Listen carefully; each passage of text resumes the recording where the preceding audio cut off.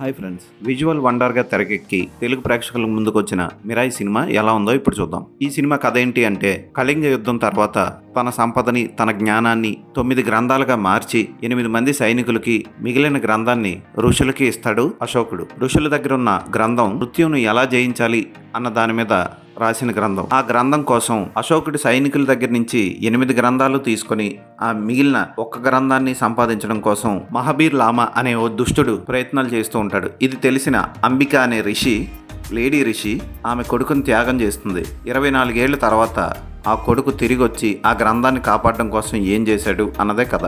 Super hero సినిమాలు ఎప్పుడూ బాగుంటాయి. పిల్లలు చాలా బాగా ఎంజాయ్ చేస్తారు ఈ సినిమాని కూడా చిన్నపిల్లల నుంచి పెద్దవాళ్ళు కూడా ఎంజాయ్ చేయొచ్చు. అద్భుతమైన విజువల్ ఎఫెక్ట్స్ ఉన్నాయి ఈ సినిమాలో.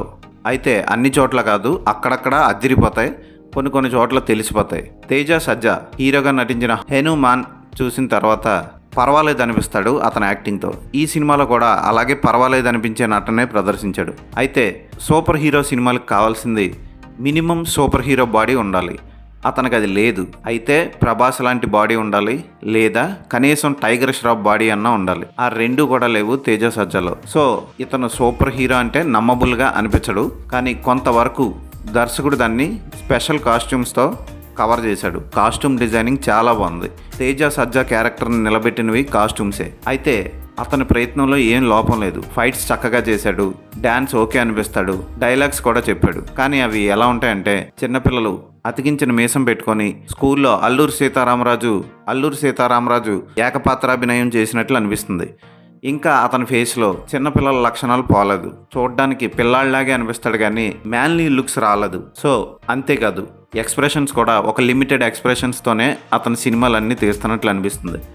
హై ఎమోషన్ కానీ హై ఇంటెన్సిటీ చూపించడంలో కానీ అతను ఫెయిల్ అయ్యాడని చెప్పొచ్చు. ఇక సూపర్ హీరో సినిమాలకి ముఖ్యంగా ఉండాల్సింది వెరైటీ విలన్. ఈ సినిమాలో విలన్ చేసే పనులు చూస్తూ ఉంటే మనకి అవెంజర్స్ ఎండ్ గేమ్ ఖచ్చితంగా గుర్తొస్తుంది. అక్కడ మనులు, ఇక్కడేమో పుస్తకాలు. ఆ మహాబీర్ లామా పాత్రని మంచు మనోజ్ కొంతవరకు ఓకే అనిపిస్తాడు కానీ ఆ డైలాగ్ డెలివరీ అది చూస్తుంటే మనకి మోహన్ బాబు గుర్తొస్తూ ఉంటాడు. తన ఓన్ డైలాగ్ డెలివరీని అతను సృష్టించుకుంటే ఫ్యూచర్ ఉంటుంది.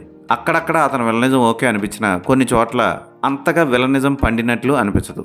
అయితే ఈ లోపాలన్నింటినీ కవర్ చేస్తూ విఎఫ్ఎక్స్ కానీ, గౌరహరి అందించిన బ్యాక్గ్రౌండ్ స్కోర్ కానీ, శ్రీకర్ ప్రసాద్ ఎడిటింగ్ కానీ సినిమాని చకచకా నడిపిస్తాయి. ఇక్కడ చకచకా నడిపించడం అంటే మధ్యలో కొంచెం ల్యాగ్ కూడా ఉంటుంది. 2 గంటల 45 నిమిషాలు పైగా ఉంది ఈ సినిమా.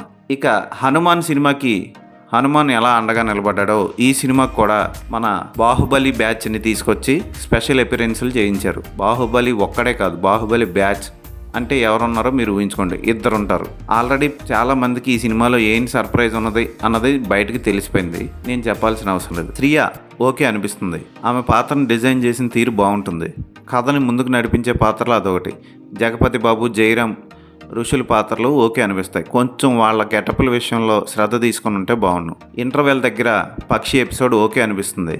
క్లైమాక్స్ ఎపిసోడ్ కూడా బాగుంటుంది. ట్రైన్లో బుక్ని కాపాడడం కోసం చేసిన ఫైట్ ఎక్సలెంట్గా అనిపిస్తుంది. కెచా అందించిన యాక్షన్ కొరియోగ్రఫీ సూపర్. కాకపోతే హీరో హీరోయిన్ మధ్య వచ్చే ట్రాక్ అంత గొప్పగా ఉండదు. ఈ సినిమా కథ కూడా చాలా ఓల్డ్ టెంప్లెట్ లాగే అనిపిస్తుంది. మోహన్ లాల్ యోధా దగ్గర నుంచి సిద్ధార్థ నటించిన అనగనగా ఒక ధీరుడు కూడా ఇంచుమించు ఇదే కాన్సెప్ట్తో సాగుతుంది. యాక్చువల్గా సూపర్ హీరో కాన్సెప్ట్లన్నీ ఒకటే ఉంటాయి. చెడు విలన్ని అంతం చేయడం కోసం హీరో ఏం చేశాడన్నది ఇందులో కూడా అదే ఉంది. కొత్తగా చెప్పడానికి ట్రై చేయడానికి దర్శకుడు కొత్త ప్లాట్ని ఎంచుకోలేదు. పాత కథనే కొంచెం అద్భుతమైన విజువల్స్తో చక్కగా చెప్పాడు. కార్తీక్ ఘట్టమనేని పర్వాలేదు అనిపిస్తాడు ఈ సినిమాతో. ఈగల్ సినిమాతో నిర్మాత ఈగలు తోలుకున్న ఎంతో నమ్మకంతో దర్శకుడి మీద, ఈ కథ మీద డబ్బులు పెట్టి ఈ సినిమాని నిర్మించినందుకు హ్యాట్స్ ఆఫ్ చెప్పాలి. అదే నిర్మాత ఈ సినిమాని కూడా నిర్మించడం విశేషం. ఆర్ట్ డైరెక్షన్ చాలా బాగుంది. కొన్ని చోట్ల ఈజీగా సెట్స్ అని తెలిసిపోయాయి. అయినా పర్వాలేదు, కొన్ని చోట్ల విజువల్ ఎఫెక్ట్స్ కవర్ చేశాయి. చూడడానికి మ్యాన్లీ లుక్స్ లేకపోయినా మనకి ఇక తప్పదు గనక తేజ సజ్జాయే సూపర్ హీరో అనుకొని మనం ఈ సినిమాని హ్యాపీగా చూస్తే ఈ సినిమా ఒక విజువల్ వండర్లా మనకి అనిపిస్తుంది. బ్లెండర్స్ ఉన్న ఈ విజువల్ వండర్ ఖచ్చితంగా ఫ్యామిలీని ఆకట్టుకుంటుంది. మంచి బ్యాక్గ్రౌండ్ స్కోర్, అక్కడక్కడ మంచి విజువల్ ఎఫెక్ట్స్ ఈ సినిమాకి ప్లస్ పాయింట్. అయితే నాకు ఒక డౌట్, అశోకుడు 9 పుస్తకాలని చాలా నమ్మిస్తాడు. అలాంటి వాళ్ళు ఎంతో గొప్ప వాళ్ళై ఉంటారు. వాళ్ళ దగ్గర నుంచి విలనగాడు 8 పుస్తకాలు కొట్టేసాడంటే వాళ్ళ పవర్ తగ్గిపోయిందా, విలన్ గడి దుష్టశక్తి పెరిగిపోయిందా, నాకైతే ఏం అర్థం కాలేదు. ఇక క్లైమాక్స్ లో సినిమా అంతా అయిపోయిన తర్వాత చిన్న స్పెషల్ అపీరెన్స్ ఉంటుంది. అది ఆల్రెడీ జనాలకు అందరికీ తెలిసిపోయింది. దాన్ని కూడా చూసేసి వెళ్ళండి సినిమా అయిన తర్వాత. ఈ సినిమాకి నేను ఇచ్చే రేటింగ్ 3.5/5.